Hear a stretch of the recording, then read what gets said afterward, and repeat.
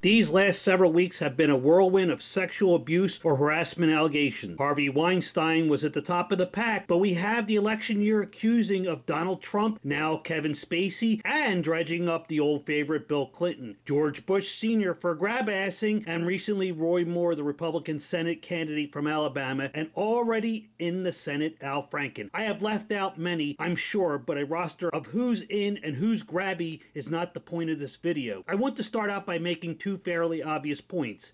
One, it is never okay to touch, harass, rape, fondle, or do to anyone else that which they do not wish to have done to them. Whether what you think you are doing or have done is legal or moral or not is never acceptable to violate another person in any way. Someone's life could be disrupted or irreversibly harmed by bad actors. I think most people can and do buy into this notion. Two, remember that an accusation is not a guilty verdict. This week in particular, the coverage on cable television has become shrill with outrage, and outrage is rightly due towards the guilty party. When it comes to public figures like politicians and movie stars or other known personalities, we scrutinize their actions or alleged actions. Civilized society has evolved to take a dim view of those who abuse their positions of power, authority, or status. These people are being tried in a court of public opinion, which is part of the turf they tread on, but it's starting to resemble more of a witch hunt or heretic trial than a search for truth. Right now, this particular brand of witch hunt has devolved into partisan politics and whataboutism. Donald Trump now famously was captured on video with the grab them by the pussy comments, but to counter that, we need good old Bubba Bill Clinton, who had a penchant for chubby Jewish girls and cigars. Bill O'Reilly and Roger Ailes need to be countered by Harvey Weinstein and Kevin Spacey and others, I'm sure. And this past week, former Alabama Supreme Court Judge Roy Moore, now Republican Senate candidate, has been accused of trying to dip his wick into young teen girls, but not to be outdone by dear old Al Franken with his sleep-groping gag. Although very outdated by how fast accusations are flying, here is CNN's incomplete list of powerful men accused of sexual harassment after Harvey Weinstein. So they got this list they compiled a few weeks ago, and at the top of the list, Harvey Weinstein, even though it says after Harvey Weinstein. And then, of course, we move on to Kevin Spacey, and further on down, James Toback. Let's see. Oh, Ben Affleck. He got hammered, didn't he, Mr. That's gross. That's racist. And, of course, Daddy Bush with his magician trick and grab-assing. And we go farther down to Chris Savino, I don't even know who these people are, so I'm going to move on.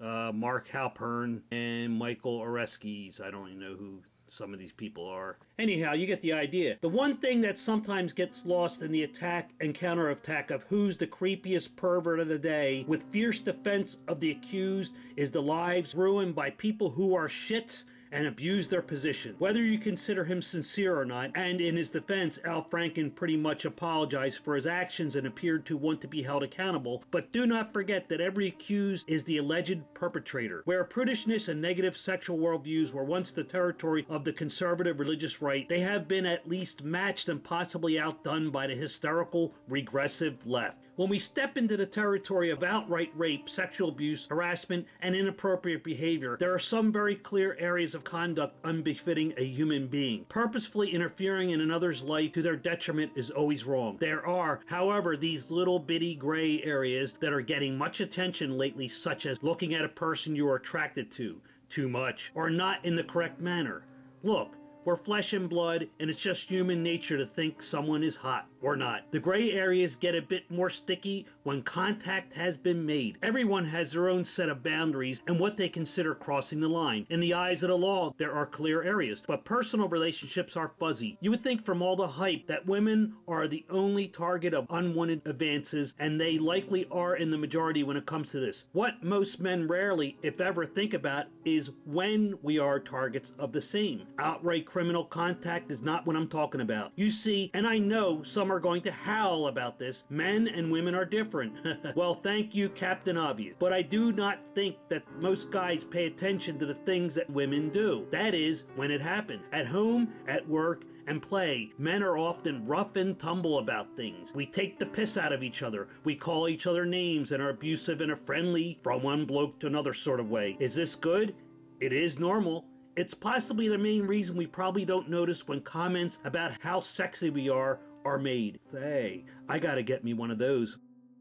There are too many factors that go into relationships to make very clear distinctions regarding sexual misconduct. Obviously, people in positions of power or adults acting upon a child fall into two very clear categories of absolute no-nos, but a mutual relationship has nuances that make it difficult to make as many distinctions. I read recently about people having sex with their partners while their partner was asleep. Here's a blog I found titled, "Can You Have Sex with Someone When They're Asleep?" And they basically are saying it's a big no-no at any given time, even if you have consent from your partner. They're really putting it down. They say it's rape. Even if you get consent from them, it's a big no-no. I'll put the links to all these articles in the description. Two consenting adults are saying one can't consent if they're asleep, but if they consented beforehand. I don't understand where some people are coming from with when you have partners that are together and agreed to stuff. Oh, and personally on the subject of sleep sex,